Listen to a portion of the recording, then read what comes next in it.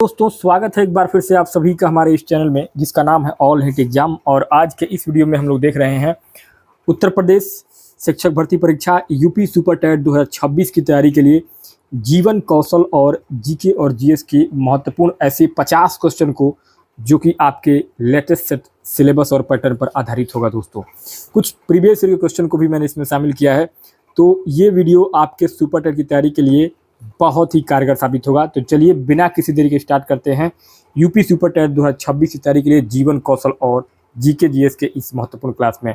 दोस्तों question English और हिंदी दोनों भाषाओं में मैंने टाइप किया है, तो आप जो है जिस भी लैंग्वेज में समझना चाहें हिंदी में और अंग्रेजी में दोनों में समझ सकते हैं। मैं दोनों में आपको तैयारी कराऊंगा। पहला क्वेश्चन पूछ रहा है कि what should a teacher adopt to strength interpersonal relationship and work place ethics in a school environment. अर्थात विद्यालय परिवेश में पारस्परिक संबंध और कार्यस्थल की नैतिकता को मजबूत करने के लिए एक शिक्षक को क्या अपनाना चाहिए। चारों ऑप्शन आपके सामने है। यहाँ राइट और करेक्ट ऑप्शन को हम लोग ट्रिक करेंगे और उसी को व्याख्यात्मक तरीके से एक्सप्लेनेशन के साथ समझते हुए कॉन्सेप्ट को क्लियर करके चलेंगे। तो यहाँ आपका पहले नंबर के क्वेश्चन में आपका राइट आंसर हो जाएगा option number D, collaborative attitude, active listening and establishing respectful dialogue. मतलब कि सहयोगात्मक रवैया, सक्रिय श्रवण और सम्मानजनक संवाद स्थापित करना। क्यों करेक्ट होगा ऑप्शन नंबर डी? क्योंकि कार्यस्थल अर्थात विद्यालय पर एक सकारात्मक माहौल शिक्षा के लिए अत्यंत आवश्यक है। शिक्षकों के बीच ईर्ष्या या प्रतिस्पर्धा नकारात्मकता फैलाती है। अच्छे पारस्परिक संबंधों के लिए यह जरूरी है कि शिक्षक एक दूसरे और अभिभावकों की बातों को ध्यान से सुने और टीम वर्क सहयोगात्मक रवैया के साथ काम करें। इसलिए आपका ऑप्शन नंबर डी यहाँ पे करेक्ट और राइट आंसर हो जाएगा। नेक्स्ट आगे क्वेश्चन नंबर सेकंड पूछ रहा है, under professional conduct why is a teacher considered a role model in society. व्यवसायिक आचरण के अंतर्गत एक शिक्षक को समाज में आदर्श क्यों माना जाता है। तो यहाँ सेकंड नंबर के क्वेश्चन में आपका ऑप्शन नंबर सी करेक्ट हो जाएगा। Because a teacher conduct morality and behavior directly influence the character of a student and society। क्योंकि शिक्षक का आचरण, उसकी नैतिकता और उसका व्यवहार प्रत्यक्ष रूप से छात्रों के चरित्र और समाज को प्रभावित करता है। इसलिए आपका ऑप्शन नंबर सी करेक्ट हो जाएगा। क्यों? क्योंकि अल्बर्ट बंडूरा के सामाजिक अधिगम सिद्धांत सोशल लर्निंग थियोरी के अनुसार बच्चे देख करके सीखते हैं, ऑब्जर्वेशन से सीखते हैं। शिक्षक का नैतिक आचरण, वेशभूषा, बातचीत करने का तरीका और व्यवहार बच्चों के लिए एक प्रत्यक्ष उदाहरण होता है जिसे वे अपने जीवन में उतारते हैं। इसलिए शिक्षक समाज का निर्माणकर्ता होता है, आदर्श होता है। इसलिए आपका ऑप्शन नंबर सी यहाँ पे करेक्ट हो जाएगा। क्वेश्चन नंबर थर्ड कह रहा है कि as a teacher what is the best way to awaken instinctive motivation among student. अर्थात एक शिक्षक के रूप में छात्रों में आंतरिक अभिप्रेरणा जगाने का सबसे उत्तम तरीका क्या है। 3 नंबर के प्रश्न में आपका ऑप्शन नंबर सी करेक्ट हो जाएगा। छात्रों को स्वयं सीखने और उनकी रुचियों को पहचानने का अवसर देना। मतलब कि giving students the opportunity to learn by doing and to recognise their interest. Option number C. क्यों? देखिए, बाह्य अभिप्रेरणा जैसे कि पुरस्कार या दंड देना यह बाह्य अभिप्रेरणा में आता है। तो बाह्य अभिप्रेरणा कुछ समय के लिए काम करती है, परंतु आंतरिक अभिप्रेरणा इंस्टिंक्ट मोटिवेशन तब पैदा होती है जब बच्चा किसी कार्य में स्वयं रुचि लेता है। जब बच्चों को स्वयं करके सीखने का मौका मिलता है तो उनके भीतर से सीखने की स्वाभाविक जिज्ञासा उत्पन्न होती है। इसलिए आपका ऑप्शन नंबर सी यहाँ पे करेक्ट हो जाएगा। आगे क्वेश्चन नंबर 4 कह रहा है, according to the Indian constitution for which age group is the provision of free and compulsory education in the context of RTE article 21A made for disable children. मतलब कि भारतीय संविधान के अनुसार दिव्यांग बच्चों के लिए निःशुल्क और अनिवार्य शिक्षा आरटीई आर्टिकल 21A के संदर्भ में किसका प्रावधान किस आयु वर्ग के लिए किया गया है। तो दोस्तों यहाँ आपका करेक्ट आंसर हो जाएगा option number B, option number A 6 से 14 वर्ष तक के बच्चों के लिए। 6 से 14 वर्ष तक के बच्चों के लिए आपका ऑप्शन नंबर ए यहाँ पे करेक्ट हो जाएगा। क्योंकि देखिए आरटीई अधिनियम 2000 आरटीई का जो अधिनियम है 2006, इसमें जो है संविधान के अनुच्छेद 21(1) के अंतर्गत 6 से 14 साल तक के बच्चों के लिए अनिवार्य शिक्षा दी गई है। परंतु यहाँ अगर बात करेंगे दिव्यांगजन के लिए, डिसेबल बच्चों के लिए, तो यहाँ पे आपका क्या राइट आंसर हो जाएगा? ऑप्शन नंबर बी 6 से 18। अगर यही आपका केवल दिव्यांग हटा करके नॉर्मल बच्चा बोला होता तो 6 से 14 होता, लेकिन दिव्यांग बोला है तो यहाँ पे 6 से 18 आपका ऑप्शन नंबर बी करेक्ट होगा, 6 से 18 साल। क्यों? क्योंकि आरटीई का अधिनियम 2009, आरटीई का अधिनियम 2009 और संविधान के अनुच्छेद 21A के तहत सामान्य बच्चों के लिए निःशुल्क और अनिवार्य शिक्षा 6 से 14 वर्ष निर्धारित किया गया है। परंतु दिव्यांगजन अधिकार अधिनियम आरपीडब्ल्यूडी एक्ट, इसके अंतर्गत जो है वह दिव्यांग डिसेबल बच्चों के लिए यह अधिकार 6 से 18 वर्ष तक बढ़ाया गया है। तो ऑप्शन नंबर आपका बी यहाँ पे करेक्ट हो जाएगा। क्वेश्चन नंबर 5 कह रहा है कि what is the correct measure of professional loyalty integrity for a teacher. मतलब कि एक शिक्षक के लिए व्यावसायिक निष्ठा, प्रोफेशनल लॉयल्टी इंटीग्रिटी का सही पैमाना क्या है? तो 5 नंबर के प्रश्न में आपका ऑप्शन नंबर बी सही हो जाएगा। Always remaining honest toward one's teaching principle, the future of children and the fundamental objective of education. मतलब कि अपने शिक्षण सिद्धांतों, बच्चों के भविष्य और शिक्षा के मूल उद्देश्यों के प्रति सदैव ईमानदार रहना। अर्थात शिक्षण क्या है? शिक्षण एक सेवा और पुनीत कार्य है। एक शिक्षक की असली वफादारी या निष्ठा किसी अधिकारी या संस्था के प्रति अंधी चापलूसी में नहीं होता है, बल्कि उसके शिक्षण के मूल उद्देश्यों में बाल कल्याण और नैतिकता के प्रति ईमानदारी में निहित होता है। इसलिए आपका ऑप्शन नंबर बी यहाँ पे करेक्ट हो जाएगा। आगे क्वेश्चन नंबर 6 कर रहा है, question number 6, what type of economy does Milton Friedman economic philosophy primarily support. Frederick Milton का आर्थिक दर्शन मुख्य रूप से किस प्रकार की अर्थव्यवस्था का समर्थन करता है? तो यहाँ आपका ऑप्शन नंबर बी करेक्ट हो जाएगा, मुक्त बाजार, फ्री मार्केट और व्यक्तिगत स्वतंत्रता, free market and individual liberty, option number B. देखिए, नोबेल पुरस्कार विजेता अर्थशास्त्री मिल्टन फ्रीडमैन ने हमेशा पूंजीवादी और मुक्त बाजार व्यवस्था का समर्थन किया है।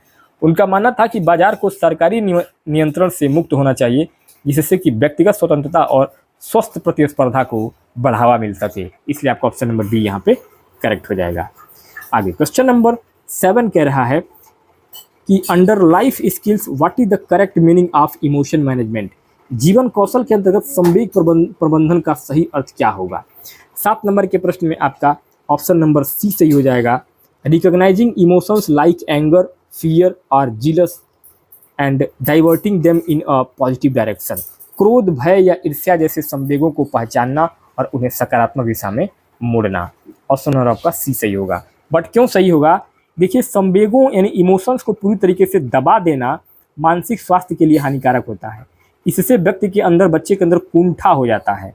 संवेग प्रबंधन का अर्थ है अपने संवेगों के प्रति जागरूक होना और उन्हें इस तरह से प्रबंधित करना कि वे विनाशकारी न बनकर रचनात्मक बने। इसलिए आपका ऑप्शन नंबर सी यहाँ पे करेक्ट हो जाएगा। क्वेश्चन नंबर 8 कह रहा है कि according to Milton Friedman famous book the social responsibility of business is increase its profit, to whom should a manager employ be primarily loyal. Frederick Milton की प्रसिद्ध पुस्तक the social responsibility of business is to increase its profit के अनुसार किसी प्रबंधक को सबसे पहले किसके प्रति वफादार होना चाहिए? 8 नंबर के प्रश्न में आपका ऑप्शन नंबर बी करेक्ट हो जाएगा। To the owner or shareholders of the institution who appointed them. मतलब कि उस संस्था के मालिकों या पेशेवर धारकों के प्रति जिन्होंने उसे नियुक्त किया है। क्यों सही होगा? क्योंकि मिल्टन के शेयर होल्डर सिद्धांत के अनुसार एक कर्मचारी या प्रबंधक जो किसी व्यवसाय को चला रहा है, उसका प्राथमिक नैतिक कर्तव्य अपने मालिकों के लिए लाभ को अधिकतम करना है, बशर्ते वह बिना किसी धोखाधड़ी और कानूनी दायरे में रहकर किया जाए। इसलिए आपका ऑप्शन नंबर बी करेक्ट हो जाएगा। आगे क्वेश्चन नंबर 9 कह रहा है what does sense of responsibility means in business ethics. व्यवसायिक नैतिकता में उत्तरदायित्व की भावना, सेंस ऑफ रिस्पॉन्सिबिलिटी का क्या अर्थ है? तो यहाँ आपका 9 नंबर के क्वेश्चन में आपका ऑप्शन नंबर बी करेक्ट हो जाएगा। Being fully accountable for one's actions, decisions and their consequence. मतलब कि अपने कार्यों, निर्णयों और उनके परिणामों के प्रति पूरी तरीके से जवाबदेह होना। ऑप्शन नंबर बी करेक्ट क्यों हो रहा है? क्योंकि उत्तरदायित्व, अकाउंटेबिलिटी यानी कि रिस्पॉन्सिबिलिटी का अर्थ केवल अपना काम कर देना नहीं होता है, बल्कि आपके द्वारा लिए गए डिसीजन का परिणाम, चाहे सकारात्मक हो या नकारात्मक, उसकी पूरी जिम्मेदारी स्वयं स्वीकार करना होता है। इसलिए आपका ऑप्शन नंबर बी यहाँ पे करेक्ट हो जाएगा। क्वेश्चन नंबर 10 कह रहा है कि what should be the primary focal point of life skills education, मतलब कि जीवन कौशल शिक्षा का प्राथमिक केंद्र बिंदु क्या होना चाहिए। तो यहाँ 10 नंबर के प्रश्न में आपका राइट आंसर हो जाएगा option number B, developing practical skills and adaptation towards real life situation, मतलब कि जीवन की वास्तविक परिस्थितियों के प्रति अनुकूलन और व्यवहारिक कुशलता विकसित करना। क्योंकि जीवन कौशल लाइफ स्किल्स का उद्देश्य बच्चों को केवल किताबी ज्ञान देना या परीक्षा में पास कराना नहीं होता है। इसका मुख्य उद्देश्य बच्चों को इस योग्य बनाना है कि वे वास्तविक जीवन की समस्याओं जैसे कि तनाव, डिसीजन लेना, संवाद करना, इन सब चीज़ों में सफलतापूर्वक सामना कर सके। इसलिए आपका ऑप्शन नंबर बी यहाँ पे करेक्ट हो जाएगा।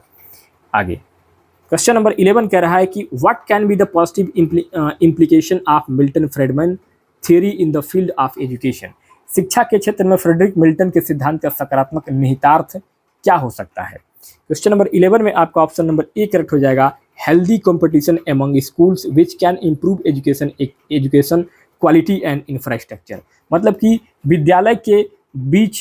विद्यालयों के बीच स्वस्थ प्रतिस्पर्धा होना जिससे शिक्षा की गुणवत्ता और इंफ्रास्ट्रक्चर बेहतर हो सके। ऑप्शन नंबर ए आपका करेक्ट हो जाएगा। क्यों? देखिए, यदि मिल्टन के मुक्त बाजार सिद्धांत को शिक्षा में लागू किया जाए तो इसका सकारात्मक परिणाम यह होगा कि विभिन्न शिक्षण संस्थानों के बीच छात्रों को आकर्षित करने के लिए स्वस्थ प्रतिस्पर्धा होगी। इससे वे बेहतर सुविधाएं, संसाधन और उच्च गुणवत्ता वाली शिक्षा प्रदान करने के लिए विवश होंगे, मजबूर होंगे। इसमें बच्चों का फायदा होगा। इसलिए आपका ऑप्शन नंबर ए करेक्ट हो जाएगा। आगे क्वेश्चन नंबर 12 कह रहा है, according to Milton Friedman if a business competes in society when will it be considered unethical, Frederick Milton के अनुसार यदि कोई व्यवसाय समाज में प्रतिस्पर्धा करता है तो उसे अनैतिक कब माना जाएगा। ऑप्शन नंबर सी सही हो जाएगा आपका यहाँ पे, when it attempts to earn profit through fraud, deceit और वायलेट रूल, मतलब कि जब वह धोखाधड़ी, छल कपट या नियमों का उल्लंघन करके लाभ कमाने का प्रयास करता है तो वहाँ पे क्या हो जाएगा, अनैतिक प्रतिस्पर्धा हो जाएगा। इसलिए आपका ऑप्शन नंबर सी यहाँ पे करेक्ट हो जाएगा। आगे क्वेश्चन नंबर 13 कह रहा है कि what is the main function of a professional code of conduct, व्यावसायिक आचार संहिता का मुख्य कार्य क्या होता है। तो इसका मुख्य कार्य क्या होता है, ऑप्शन नंबर बी सही हो जाएगा, setting moral guideline of what to do and what not to do for the members of a profession, किसी व्यवसाय के सदस्यों के लिए क्या करना है और क्या नहीं करना है, इसके नैतिक दिशा निर्देशों को तय करना होता है कोड ऑफ कंडक्ट के अंतर्गत। इसलिए आपका ऑप्शन नंबर बी यहाँ पे करेक्ट हो जाएगा। आगे क्वेश्चन नंबर 14 कह रहा है कि under life skills what is the meaning of effective communication, जीवन कौशल के अंतर्गत प्रभावी संप्रेषण का क्या अर्थ होता है। 14 नंबर के प्रश्न में आपका ऑप्शन नंबर सी सही हो जाएगा, expressing one's points, thoughts and emotions clearly, politely and in a way understandable to others, मतलब कि अपनी बात, विचारों और भावनाओं को स्पष्ट, शालीन और दूसरों के समझने योग्य तरीकों से व्यक्त करना। आपका ऑप्शन नंबर सी करेक्ट हो जाएगा।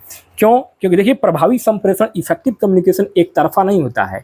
इसका अर्थ केवल बोलना नहीं है बल्कि अपनी बात को इस तरह से प्रस्तुत करना है कि सुनने वाला व्यक्ति, छात्र या अभिभावक उसे ठीक उसी अर्थ में समझे जिस अर्थ में आप उसे समझाना चाहते हैं। इसलिए आपका ऑप्शन नंबर सी यहाँ पे करेक्ट हो जाएगा। क्वेश्चन नंबर 15 कह रहा है कि life skills are fundamentally a set of what type of ability, जीवन कौशल मूलतः किस प्रकार की क्षमताओं का समूह है। तो 15 नंबर के प्रश्न में आपका ऑप्शन नंबर बी सही हो जाएगा, psychosocial ability, adaptability and positive behaviour that help in daily life, मतलब कि मनोसामाजिक क्षमताएं, अनुकूलन और सकारात्मक व्यवहार जो दैनिक जीवन में मदद करती है। ऑप्शन नंबर आपका बी यहाँ पे करेक्ट होगा। क्यों? क्योंकि WHO की परिभाषा के अनुसार जीवन कौशल मुख्य रूप से मनोसामाजिक साइकोसोशल क्षमताएं हैं। इसमें मानसिक क्षमताएं जैसे कि चिंतन, निर्णय लेना, और सामाजिक क्षमताएं जैसे कि संचार और संबंध बनाना, ये दोनों शामिल होती हैं। इसलिए आपका ऑप्शन नंबर बी यहाँ पे करेक्ट हो जाएगा।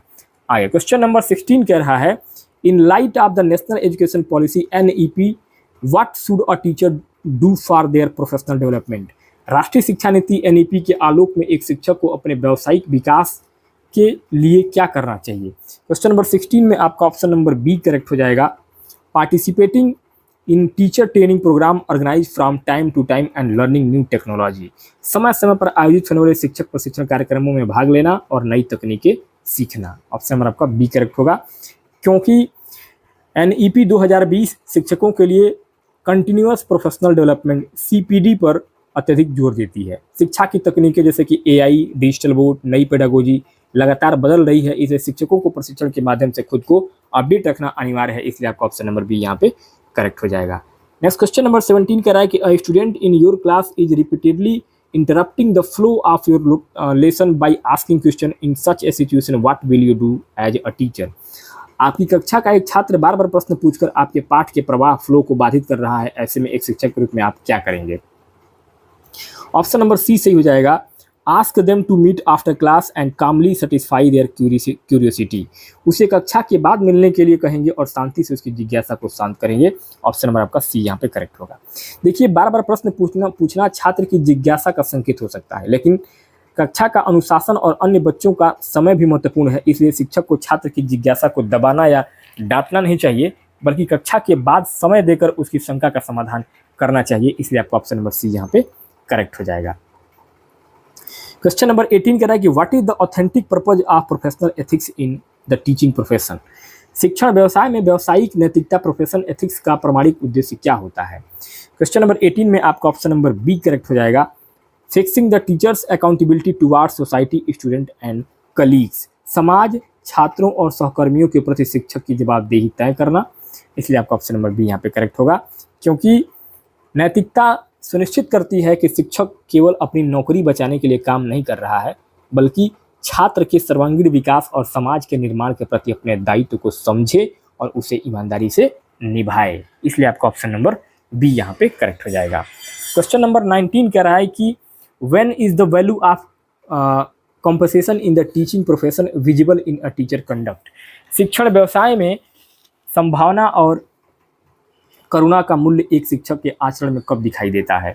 क्वेश्चन नंबर 19 में आपका ऑप्शन नंबर सी करेक्ट हो जाएगा। When they help the deprived, backward and slow learning children of society without any selfishness और डिस्क्रिमिनेशन। मतलब कि जब वह समाज के वंचित, पिछड़े और सीखने में कमजोर बच्चों की बिना किसी स्वार्थ या भेदभाव की मदद करता है, तो यहाँ पे आपका ऑप्शन नंबर सी सही होगा। क्यों? क्योंकि देखिए, करुणा का अर्थ दूसरों की पीड़ा या कमजोरी को देख करके उनकी सहायता करने की प्रबल इच्छा होती है। जब एक शिक्षक बिना किसी अतिरिक्त लाभ की उम्मीद किए बगैर कमजोर और वंचित बच्चों को अतिरिक्त समय देकर आगे बढ़ाता है, तो वह करुणा का प्रदर्शन कर रहा होता है, इसलिए आपका ऑप्शन नंबर सी सही हो जाएगा। क्वेश्चन नंबर 20 नंबर पर अगला क्वेश्चन है कि under the stress management component of life skills what should a teacher include in their daily routine. जीवन कौशल के तनाव प्रबंधन घटक के अंतर्गत एक शिक्षक को अपनी दैनिक दिनचर्या में क्या शामिल करना चाहिए? यहाँ आपका ऑप्शन नंबर बी करेक्ट हो जाएगा। Proper time management and positive thinking. समय का सही नियोजन और सकारात्मक सोच। देखिए, तनाव अक्सर तब उत्पन्न होता है जब हमारे पास काम अधिक होते हैं और समय कम होता है। समय का सही नियोजन, टाइम मैनेजमेंट करने से कार्य समय पर पूरे होते हैं और मानसिक दबाव भी कम होता है, इससे कि तनाव अपने आप प्रबंधित हो जाते हैं, इसलिए आपका ऑप्शन नंबर बी यहाँ पे करेक्ट हो जाएगा। आगे क्वेश्चन नंबर 21 कह रहा है, नेक्स्ट आगे क्वेश्चन नंबर 21 कह रहा है कि how does the life skills called interpersonal relationship help a teacher. अंतर्वैयक्तिक संबंध नामक जीवन कौशल एक शिक्षक की कैसे मदद करता है? तो यहाँ क्वेश्चन नंबर 21 में आपका ऑप्शन नंबर सी सही हो जाएगा। छात्रों, सहकर्मियों और अभिभावकों के साथ मधुर, सहयोगात्मक और विश्वासपूर्ण संबंध बनाने में, मतलब कि इन building sweet, collaborative and trusting relationship with student, colleague and parents. क्यों? देखिए, अंतर्वैयक्तिक कौशल, इंटरपर्सनल स्किल्स का मतलब है दो या दो से अधिक लोगों के बीच संवाद और तालमेल बिठाने की कला। यह कौशल शिक्षक को कक्षा के अंदर छात्रों के साथ और कक्षा के बाहर सहकर्मियों तथा अभिभावकों के साथ बेहतर संबंध बनाने में मदद करता है। इंटरपर्सनल रिलेशनशिप, अंतर्वैयक्तिक संबंध, इसलिए आपका ऑप्शन नंबर सी यहाँ पे करेक्ट हो जाएगा। आगे क्वेश्चन नंबर 22 कह रहा है कि what is meant by objectivity in a teacher professional conduct. एक शिक्षक के व्यावसायिक आचरण में वस्तुनिष्ठता का क्या तात्पर्य है? तो यहाँ आपका ऑप्शन नंबर ए करेक्ट हो जाएगा। Option number A, to evaluate impartially rising above personal likes and dislikes while checking children's answer sheet। बच्चों की उत्तर पुस्तिका जांचते समय अपनी व्यक्तिगत पसंद नापसंद से ऊपर उठकर निष्पक्ष मूल्यांकन करना। देखिए, वस्तुनिष्ठता का अर्थ है पूर्वाग्रह या व्यक्तिगत भावनाओं से मुक्त होना। चाहे कोई छात्र शिक्षक का प्रिय हो या शिक्षक उसे नापसंद करता हो, मूल्यांकन हमेशा छात्र के वास्तविक प्रदर्शन के आधार पर ही किया जाना चाहिए। इसलिए आपका ऑप्शन नंबर ए यहाँ पे करेक्ट हो जाएगा। आगे क्वेश्चन नंबर 23 कह रहा है, if a student in the class is in a depression due to several personal crisis, what should be the teacher conducts. यदि कक्षा का कोई छात्र गंभीर व्यक्तिगत संकट के कारण डिप्रेशन में है तो शिक्षक का आचरण कैसा होना चाहिए। तो यहाँ आपका ऑप्शन नंबर बी करेक्ट हो जाएगा। To talk to him in a private to understand his mental state and provide emotional support. एकांत में उससे बात करके उसकी मानसिक स्थिति को समझना और उसे संवेगात्मक यानी कि भावनात्मक बल देना। देखिए, अवसादग्रस्त बच्चे को सबके सामने टोकना और उसे और अधिक कुंठित करना, ये उसको और कुंठित कर देगा। शिक्षक को एक काउंसलर की भूमिका निभानी चाहिए। एकांत में सहानुभूतिपूर्ण संवाद से बच्चे का मनोबल बढ़ाया जा सकता है। इसलिए आपका ऑप्शन नंबर बी यहाँ पे करेक्ट हो जाएगा। क्वेश्चन नंबर 24 कह रहा है कि what is the meaning of whistle blowing in the context of professional ethics. व्यावसायिक नैतिकता के संदर्भ में विसल ब्लोइंग का अर्थ क्या है। तो यहाँ 24 में आपका ऑप्शन नंबर बी करेक्ट हो जाएगा। एक्सपोजिंग करप्शन, इलीगल और unethical act occurring within the organisation to higher authorities और द पब्लिक। संस्था के भीतर हो रहे भ्रष्टाचार का गैर कानूनी या अनैतिक कार्यों की जानकारी उच्च अधिकारियों या सार्वजनिक रूप से उजागर करना। देखिए, विसल ब्लोअर वह व्यक्ति होता है जो अपनी ही संस्था या विभाग में चल रहे गलत कार्यों जैसे घूसखोरी, पेपर लीक, फर्जी एडमिशन, इसको सिस्टम को सुधारने के उद्देश्य से सक्षम अधिकारियों के सामने चीज़ों को उजागर करता है। इसलिए आपका ऑप्शन नंबर बी यहाँ पे करेक्ट हो जाएगा। आगे क्वेश्चन नंबर 25 का रहा है कि if a colleague puts unethical pressure on you to discriminate against a student, what will you do. यदि आपका कोई सहकर्मी आप पर किसी छात्र के साथ भेदभाव करने का अनैतिक दबाव बनाता है तो आप क्या करेंगे। तो यहाँ आपका ऑप्शन नंबर क्वेश्चन नंबर 25 में राइट आंसर हो जाएगा ऑप्शन नंबर आपका B. Politely but formally refuse to perform the unethical act. विनम्रता पूर्वक लेकिन दृढ़ता के साथ वह अनैतिक कार्य करने से मना कर देंगे। ऑप्शन नंबर आपका बी सही होगा। क्यों?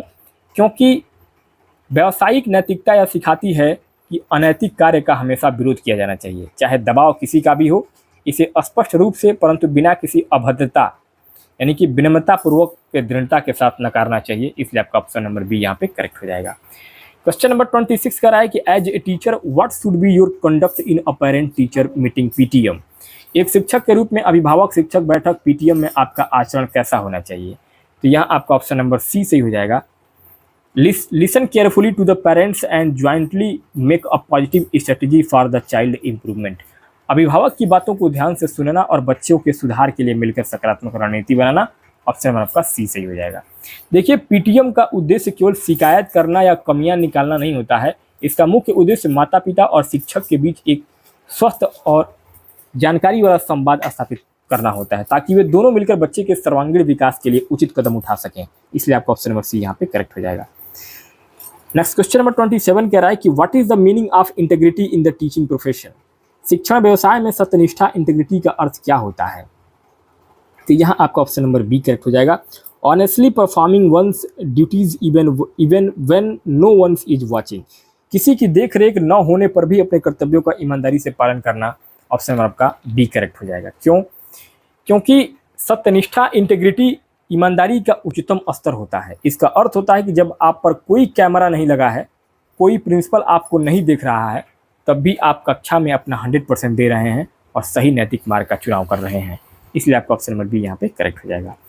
क्वेश्चन नंबर 28 कह रहा है कि if a student meets you personally and share a family और mental problem, what will you do. यदि कोई छात्र आपसे व्यक्तिगत रूप से मिलकर अपनी किसी पारिवारिक या मानसिक समस्या को साझा करता है तो आप क्या करेंगे। तो यहाँ आपका राइट आंसर हो जाएगा option number C. Keep the student information completely confidential and give appropriate help respecting the student privacy. छात्र की बात को पूरी तरीके से गोपनीय रखेंगे और उसकी उचित मदद करेंगे, छात्र की गोपनीयता का सम्मान करेंगे। ऑप्शन नंबर आपका सी करेक्ट हो जाएगा। क्योंकि देखिए, शिक्षक और छात्र के बीच संबंध विश्वास पर टिका होता है। यदि छात्र ने आप पर भरोसा करके कुछ व्यक्तिगत बातें साझा किया है तो उसे गोपनीय कॉन्फिडेंशियल रखना शिक्षक के व्यावसायिक आचरण का सबसे महत्वपूर्ण हिस्सा होता है। इसलिए आपका ऑप्शन नंबर सी यहाँ पे करेक्ट हो जाएगा। क्वेश्चन नंबर 29 कह रहा है कि if a student in your class is continuously not doing their homework what should be your correct conduct as a teacher. यदि आपकी कक्षा में कोई छात्र लगातार होमवर्क करके नहीं आ रहा है तो एक शिक्षक के रूप में आपका सही आचरण क्या होना चाहिए। तो आपका आचरण होना चाहिए, ऑप्शन नंबर सी सही हो जाएगा, try to find out the real cause of the problem and provide necessary counselling. मतलब कि समस्या के वास्तविक कारण को जानने का प्रयास करना और आवश्यक परामर्श देना। देखिए, आधुनिक बाल केंद्रित शिक्षा में दंड पूरी तरीके से निषेध है, पूरी तरीके से पनिशमेंट देना निषेध है, वर्जित किया गया है। शिक्षक का कार्य एक डॉक्टर निदानकर्ता की तरह है। गृह कार्य न करने का कारण पारिवारिक समस्या, बीमारी या विषय का समझ में न आना हो सकता है। कारण जानकर ही उसका उचित उपचारात्मक शिक्षण दिया जा सकता है। इसलिए आपका ऑप्शन नंबर सी यहाँ पे करेक्ट हो जाएगा। नेक्स्ट आगे क्वेश्चन नंबर 30, 30वां प्रश्न है कि what is the meaning of transparency in the policy of professional conduct. व्यावसायिक आचरण की नीति में पारदर्शिता का क्या अर्थ है। यहाँ 30 नंबर के प्रश्न में आपका ऑप्शन नंबर बी करेक्ट हो जाएगा। Keeping all professional decisions, evaluation and processes clear, honest and open to scrutiny. Option number आपका बी। क्यों करेक्ट होगा? क्योंकि पारदर्शिता का अर्थ है कि स्कूल या शिक्षक कोई भी निर्णय जैसे कि अंक देना, फीस वृद्धि करना, एडमिशन प्रक्रिया बंद कमरों में गुप्त तरीके से न लें। पूरी प्रक्रिया तार्किक और ऐसी होनी चाहिए जिसे किसी भी समय जांचा जा सके। इसलिए आपका ऑप्शन नंबर बी यहाँ पे करेक्ट हो जाएगा। क्वेश्चन नंबर 31 कह रहा है what is the meaning of conflict of interest in professional ethics. व्यावसायिक नैतिकता में हितों का टकराव का क्या अर्थ है। तो यहाँ आपका राइट आंसर हो जाएगा option number B. When a person private personal interest begin to affect the impartiality of their professional duties. मतलब कि जब किसी व्यक्ति के निजी व्यक्तिगत हित उसके व्यावसायिक कर्तव्यों की निष्पक्षता को प्रभावित करने लगे। देखिए, हितों का टकराव तब पैदा होता है जब दो अलग अलग जिम्मेदारियों में फंस जाते हैं। उदाहरण के लिए एक सरकारी शिक्षक यदि अपने स्कूल के बच्चों पर दबाव डाले कि वे उसकी प्राइवेट ट्यूशन या निजी ट्यूशन लें तो यहाँ पे हितों का सीधा टकराव होता है। इसलिए आपका ऑप्शन नंबर बी यहाँ पे करेक्ट हो जाएगा। आगे क्वेश्चन नंबर 32, 32वां प्रश्न कह रहा है कि what is the meaning of adopting accountability in the teaching profession. शिक्षण व्यवसाय में जवाबदेही को अपनाने का तात्पर्य क्या है। तो इसका तात्पर्य है option number B, talking full responsibility for the syllabus taught and the children's learning outcomes. मतलब कि अपने पढ़ाए गए पाठ्यक्रम और बच्चों के अधिगम परिणामों की पूरी जिम्मेदारी स्वयं लेना। देखिए, एक जवाबदेह शिक्षक परिणामों के लिए छात्रों, उनके माता पिता या सिस्टम को दोष नहीं देता है। वह मानता है कि यदि बच्चे असफल हो रहे हैं तो उसे अपनी शिक्षण विधियों में सुधार करने की आवश्यकता है। इसलिए आपका ऑप्शन नंबर बी करेक्ट हो जाएगा। Next question number 33, if we apply Milton Friedman theory to the field of education what would be consider an unethical activity by school. यदि हम फ्रेडरिक मिल्टन के सिद्धांत को शिक्षा के क्षेत्र में लागू करें तो एक विद्यालय प्रबंधन की अनैतिक गतिविधि क्या मानी जाएगी।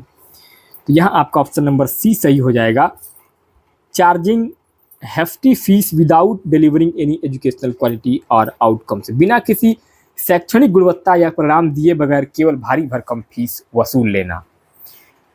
आजकल ज़्यादातर विद्यालय में यही हो रहा है। यहाँ राइट आंसर होगा दोस्तों आपका ऑप्शन नंबर सी। बट क्यों होगा? क्योंकि मिल्टन के अनुसार लाभ कमाना सही है लेकिन धोखा देना गलत है। यदि विद्यालय शिक्षा की कोई गुणवत्ता, क्वालिटी, अच्छे शिक्षक या इंफ्रास्ट्रक्चर नहीं दे पा रहा है और केवल ब्रांड के नाम पर मोटी फीस ले रहा है तो यह सीधा सीधा क्या है? छल और अनैतिक कृत्य है। क्वेश्चन नंबर 34 कह रहा है कि according to the professional perspective of Nobel literate economics Milton Friedman what is the primary responsibility of a business और कॉरपोरेट। नोबेल पुरस्कार विजेता अर्थशास्त्री फ्रेडरिक मिल्टन के व्यावसायिक दृष्टिकोण के अनुसार किसी व्यवसाय या कॉरपोरेट की प्राथमिक जिम्मेदारी क्या होती है। तो यहाँ आपका ऑप्शन नंबर बी सही हो जाएगा, to maximise profit for its shareholders owners while staying within the bounds of rule and law, नियमों और कानून के दायरे में रहते हुए अपने शेयरधारकों यानी मालिकों के लिए अधिकतम लाभ कमाना। देखिए, फ्रेडरिक मिल्टन कॉर्पोरेट सामाजिक उत्तरदायित्व के कट्टर आलोचक थे। उनका स्पष्ट मानना था कि कंपनियों का काम समाज सेवा नहीं है, उनका एकमात्र धर्म कानून के भीतर रहकर अपने मालिकों के लिए प्रॉफिट जनरेट करना होता है। इसलिए आपका ऑप्शन नंबर बी यहाँ पे करेक्ट हो जाएगा।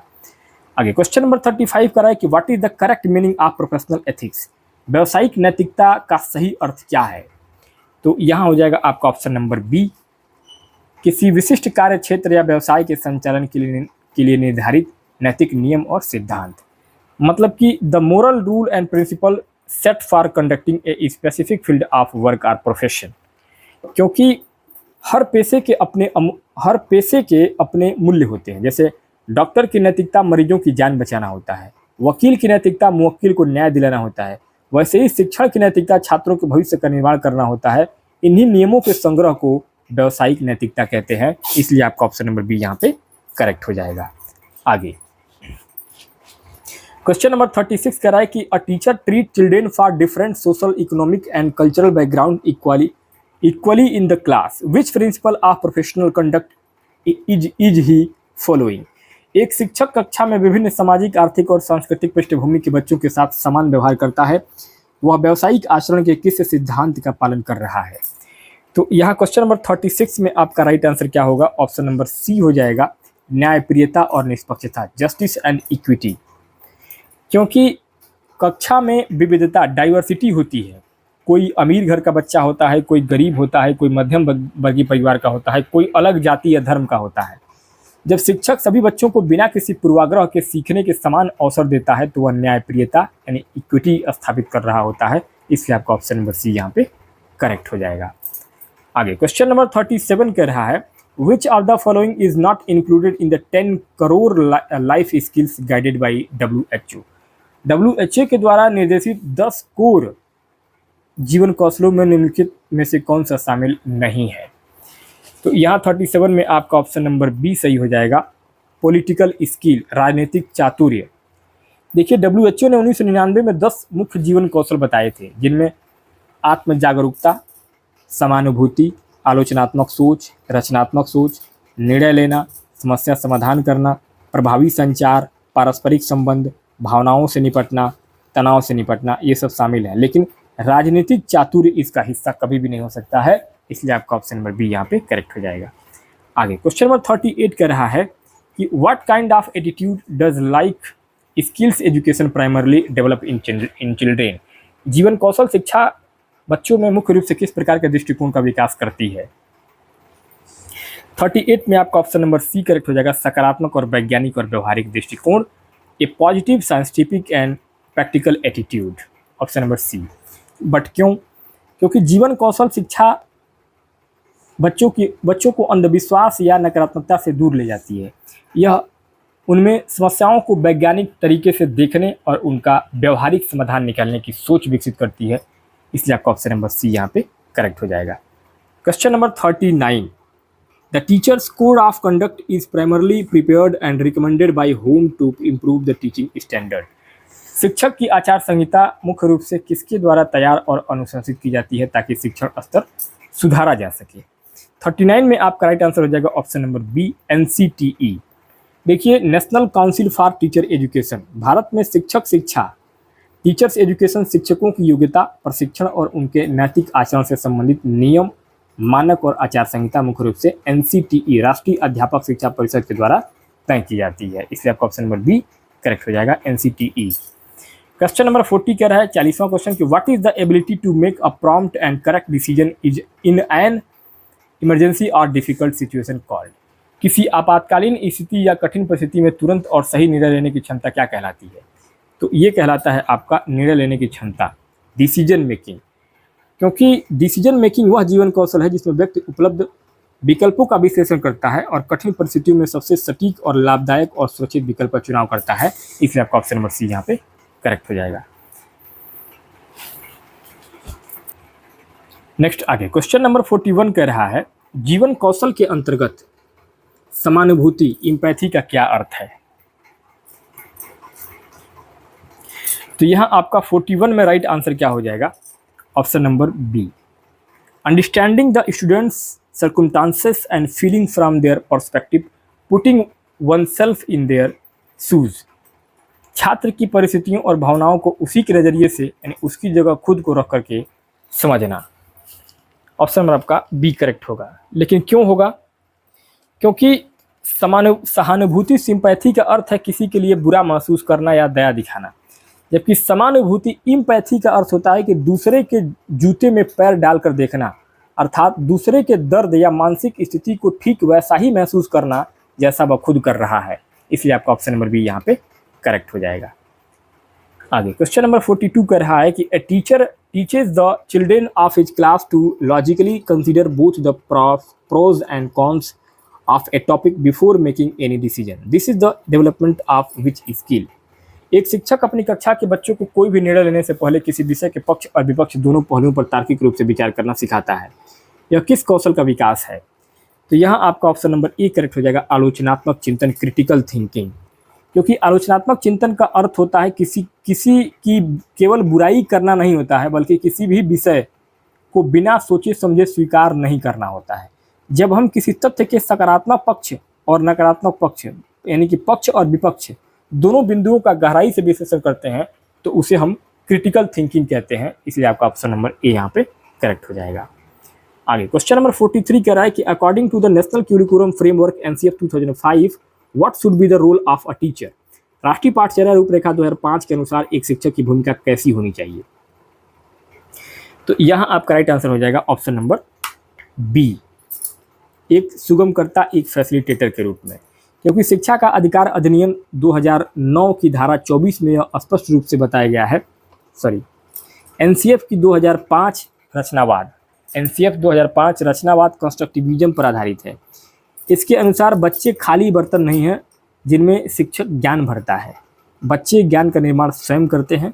शिक्षक की भूमिका केवल एक सुगमकर्ता, सुविधादाता की होती है जो बच्चे को सीखने का मार्ग आसान बनाते हैं। इसलिए आपका ऑप्शन नंबर बी यहाँ पे करेक्ट हो जाएगा। आगे क्वेश्चन नंबर 44 कह रहा है कि which section of the RTE act 2009 mention to the duties of teacher punctuality completing the syllabus on time. RTE act 2009 की किस धारा में शिक्षकों के कर्तव्य जैसे कि समयबद्धता, समय से पाठ्यक्रम का पूरा करना उल्लेखित है?